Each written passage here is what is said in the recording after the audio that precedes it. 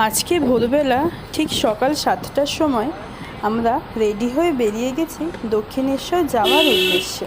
তো দেখো এখন আমাদের গাড়ি এসে গেছে, আমরা যাচ্ছি শিয়ালদা স্টেশন।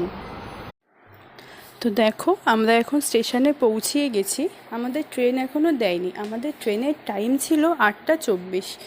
তো তাই জন্যই এখানে ওয়েট করছি।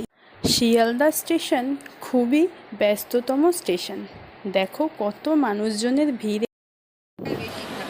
তো দেখো আমরা এখন ট্রেনে বসে পড়েছি।